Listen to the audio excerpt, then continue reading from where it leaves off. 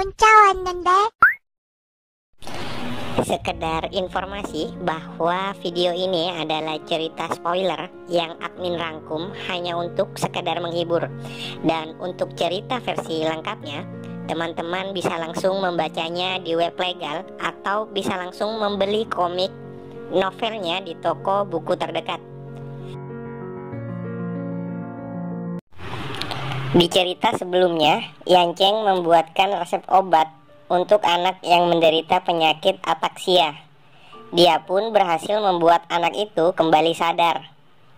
Itu membuat semua orang yang berada di sana mengagumi Yanceng, yang masih muda sudah menjadi seorang alkemis, tanpa terkecuali tabib Li.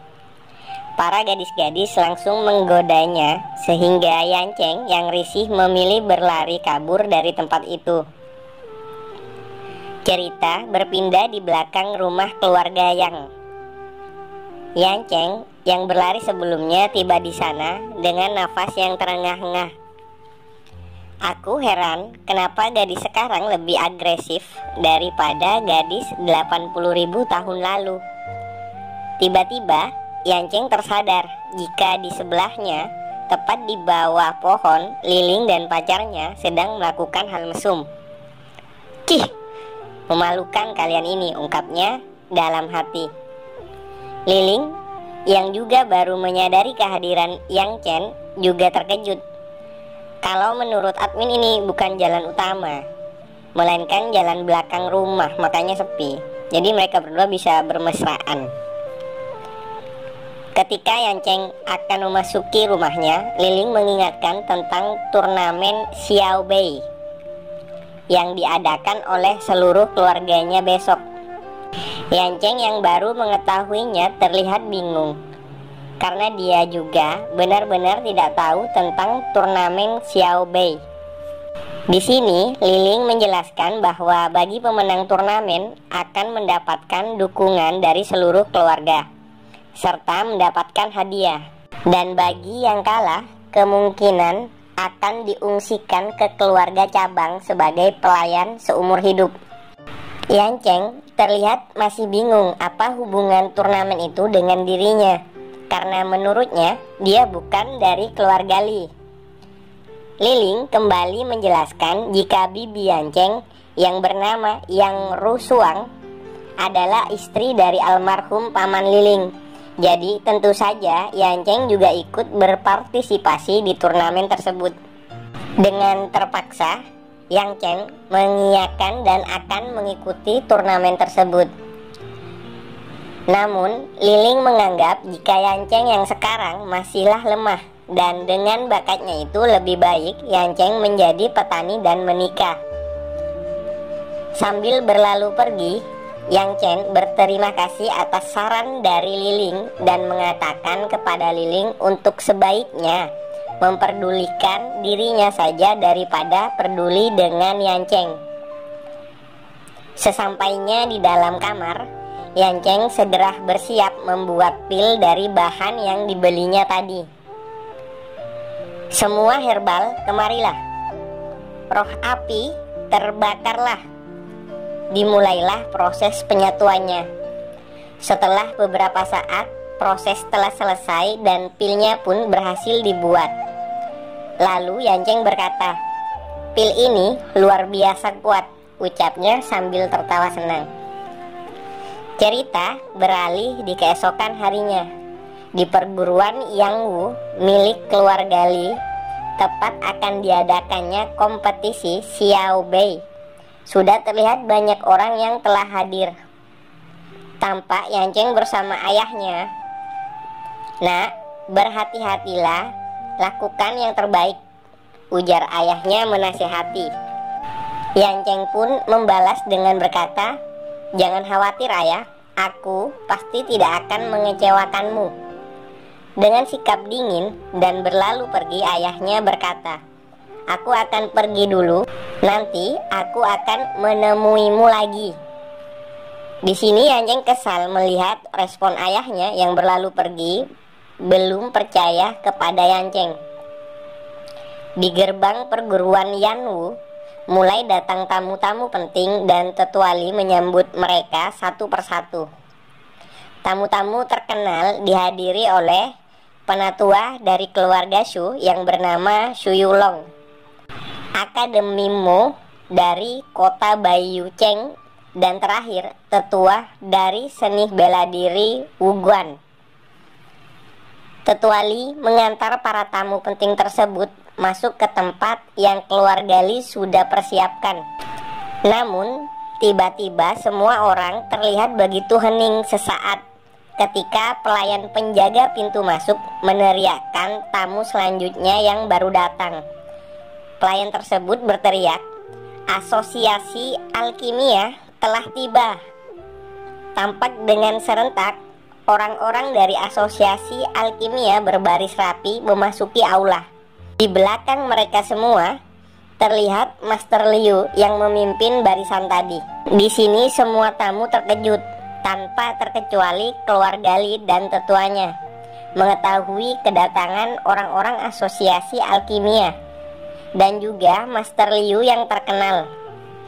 Mereka terkejut dikarenakan pertama, dari sisi para tamu menganggap kedatangan mereka adalah hal yang luar biasa dan menyebut Tetua Li punya hubungan kuat dengan Master Liu. Kedua, dari sisi keluarga Li, termasuk Tetua Li sendiri, terkejut karena mereka tidak merasa mengundang Master Liu. Tetua Li langsung segera menyambut kedatangan Master Liu dengan berkata, "Dengan segala hormat saya menyambut Anda jauh-jauh datang ke acara kami," sambil memberi hormat. Master Liu menjawab dengan berkata, "Tidak masalah, Anda tidak perlu seformal itu." Segera Tetua Li mempersilahkan Master Liu masuk dan istirahat dahulu di tempat yang sudah disiapkan. Namun, di sini Master Liu mengatakan bahwa dirinya hadir di sana hanya untuk menemui seseorang. Perkataan tersebut membuat beberapa orang penasaran tentang siapa orang yang ingin Master Liu temui. Dan pastilah orang itu sangat hebat. Namun, beberapa orang lagi mengatakan jika orang yang dimaksud pastilah anak keluarga Li, yaitu Liling. Tetua Li bingung saat Master Liu menjatuhkan pandangannya ke arah Yancheng. Setelahnya, Master Liu menghampiri Yancheng dan memberi salam. "Salam, Master Yang. Saya Liu Shihu, ingin menemui Anda." Lagi-lagi, semua orang tampak kaget mengetahui itu. Seseorang Master Alkimia dari Asosiasi Alkimia memanggil Yancheng dengan sebutan Master. Dan tak hanya itu, Master Liu juga membungkuk serta memberi hormat kepada Yancheng. Di sini, Yancheng mengatakan agar tidak memanggilnya Master, dikarenakan Master Liu sendiri lebih tua darinya. Dan itu bisa merusak reputasi Master Liu. Namun, Master Liu langsung berkata, "Jangan begitu, Master. Di generasi ini, menurut saya, Andalah yang terbaik. Jadi, sudah sepantasnya saya memanggil Anda Master. Dan jangan pernah mencemaskan reputasi saya." Liling yang sejak tadi melihat kejadian itu merasa kesal karena Yancheng yang terlalu banyak menarik perhatian orang-orang yang berada di sana. Belum selesai dengan kejadian luar biasa itu, tiba-tiba suasana kembali hening ketika pelayan penjaga pintu gerbang kembali meneriakkan tamu yang datang. "Tabib Li Tai telah tiba," teriak pelayan. Kini Tabib Li juga datang dan masuk ke aula. Semua orang kembali kagum dengan datangnya Tabib Li. Tanpa terkecuali, Master Liu juga tak menyangka akan hadirnya Tabib Li. Sekarang, semua orang juga membicarakan betapa luar biasanya turnamen Xiao Bei kali ini, karena mampu menarik kedatangan dua orang besar yang terkenal dengan reputasinya. Tetua Li segera kembali menyambutnya, lalu berkata, "Saya merasa tersanjung karena tabib Litai sudi menghadiri acara kami, ujarnya sambil memberi hormat. Namun dalam hatinya Ketua Li merasa heran dan bertanya-tanya, karena keluarga Li tidak merasa memberi undangan kepada tabib Li. Mungkinkah dia hadir ke acara ini untuk menemui Yanceng juga? Ujar Tetua Li kesal. Dan tanpa basa-basi, tabib Li berkata, "Permisi, apa Anda tahu Master Tabib Yanceng berada?" Hal itu membuat Tetua Li mengeluarkan seteguk darah karena terkejut. Memikirkan semua kejadian itu, Tetua Li terjatuh dan pingsan seketika. Ya, itu semua memang membuat Liling kesal. Begitu juga Yu Yao. Bagaimanapun tidak mungkin Yanceng yang dulunya sampah sekarang malah menjadi master tabib. Lalu Yanceng menghampiri tabib Li dan menanyakan keperluannya hingga mencarinya ke sini. "Salam Master Tabib Chen," ungkapnya sambil memberi hormat. Master Liu yang berada di sisi Yanceng berkata, Anda kan seorang tabib, kenapa hadir di sini juga?" Namun tabib Li menanyakan balik, "Kenapa? Bukankah asosiasi alkimia tidak perlu hadir juga?" Mereka pun lalu tersenyum bersama karena mengetahui alasan mereka datang adalah untuk menemui Yanceng yang dianggapnya sebagai master. Dari jauh, bibi Yanceng yang melihat semua kejadian tadi merasa heran dan masih belum bisa percaya dengan perubahan drastis dari Yanceng. Dia sangat tahu betul bagaimana kehidupan Yanceng sebelumnya. Dan lagi kakaknya atau ayah Yanceng tak memberitahu apa-apa kepadanya. Selang beberapa waktu terdengar suara lonceng yang menandakan turnamen segera dimulai. Tetua Li dan beberapa orang membuka turnamen Xiao Bei dan meneriakkan jika acara tersebut telah dimulai. Saat itu juga Liling turun ke dalam arena. Dia berteriak menantang Yanceng untuk segera menghadapinya. Yanceng terus-menerus diprovokasi oleh Liling dari dalam arena. Seorang nenek-nenek yang menjadi panitia di turnamen tersebut menghampiri Liling yang dari tadi terus-terusan mengoceh tidak jelas. Sambil memberi hormat, dia menjelaskan peraturan turnamen ditentukan dengan nomor urut dan akan melanggar peraturan jika Liling langsung menantang peserta lain yang tidak sesuai dengan urutan. Namun lagi-lagi hal itu tak didengar oleh Liling. Dia pun menendang si nenek sampai terpental terbang keluar arena. Kasihan susu, bangki memang ini anak. Sebagai orang nomor 1 di keluarga Li, untuk apa aku repot-repot mengikuti aturan seperti itu? Ujar Liling menjelaskan ke semua orang. Para tetua dan penatua pun berdiskusi agar peraturan dapat dirubah dan sependapat dengan Liling. Mereka menganggap alasan Liling hanya untuk membuktikan bahwa dirinya juga berbakat seperti Yanceng. Kembali, Liling memprovokasi Yanceng dengan berkata, "Hei, Yanceng, apa kau takut berhadapan denganku, ha?" Sambil tersenyum, Yanceng pun dengan tenang berjalan menuruni tangga menuju arena.